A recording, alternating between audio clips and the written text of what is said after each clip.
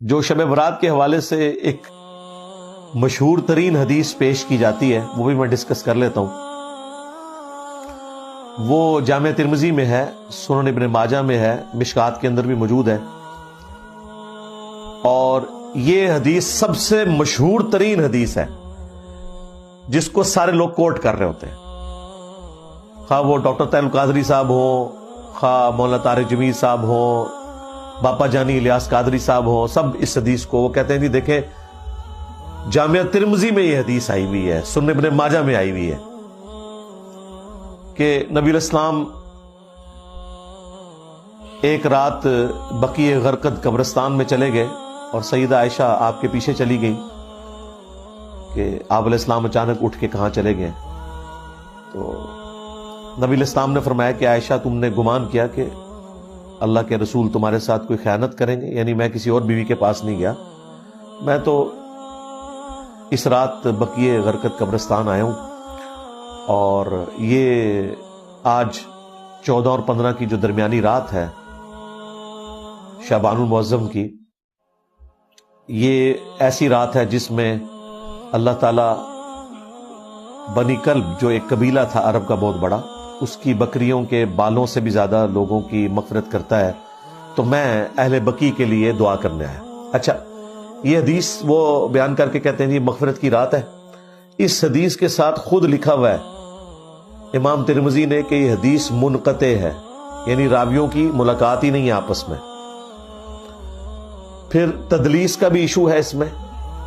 اس سے بڑھ کر امام ترمذی نے لکھا کہ میں نے اپنے استاد امام محمد بن اسماعیل بخاری یعنی صحیح بخاری کے جو آتھر ہیں ان سے جب میں نے شب برات کی اس حدیث کے بارے میں پوچھا، شب برات تو ہم کہہ رہے ہیں وہ تو 15ویں رات شعبان کی، تو انہوں نے بھی فرمایا کہ میرے نزدیک بھی یہ حدیث ضعیف ہے.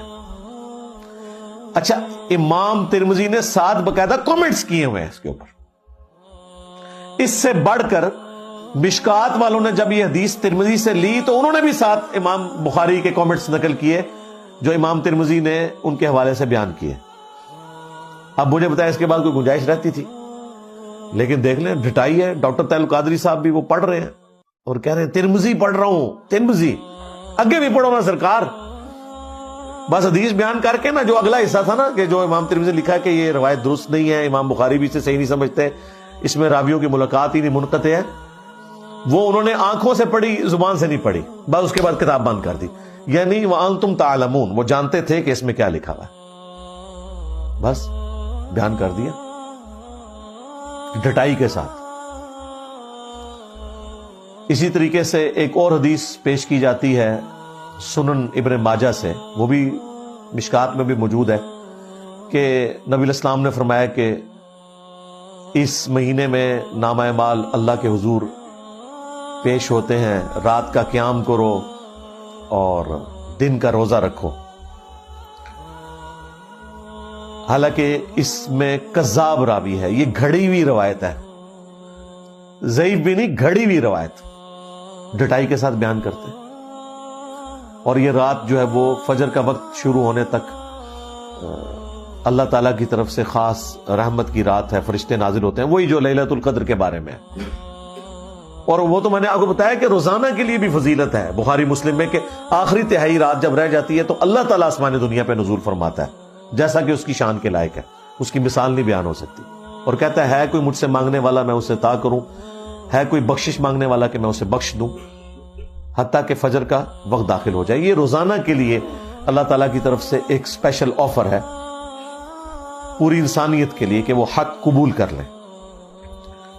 ایک اور روایت ہے سنن ابن ماجہ میں جسے ضعیف جمع ضعیف کا فارمولہ لگا کے شیخ البانی نے حسن درجے میں ڈکلیئر کر دیا، جس کی وجہ سے آج کل بعض اہل حدیث بھی شب برات کو اتنا ماننا شروع ہو گئے شیخ البانی کی وجہ سے کہ اس رات اللہ تبارک و تعالی مخلوق کی طرف متوجہ ہوتا ہے اور سوائے 2 طرح کے لوگوں کے سب کی مغفرت فرما دیتا ہے. ایک جو شرک کرنے والا ہے اور دوسرا جو اپنے مسلمان بھائی کے بارے میں دل میں کینہ رکھنے والا ہے. لیکن یہ روایت بھی کمزور ہے اور یہ باقی روایتوں سے بھی زیادہ کمزور روایت ہے.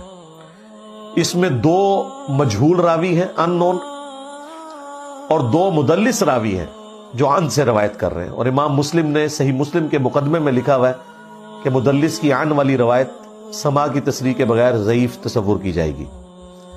4 سکم ہے اس روایت کے اندر. اس کے باوجود شیخ البانی نے چونکہ اسے حسن لکھ دیا، اور وہ حسن لکھ رہی ہے ضعیف جمع ضعیف، وہ آج بریلوی بھی کوٹ کرتے ہیں، دیوبندی بھی، اور بعض اہل حدیث بھی کوٹ کرتے ہیں.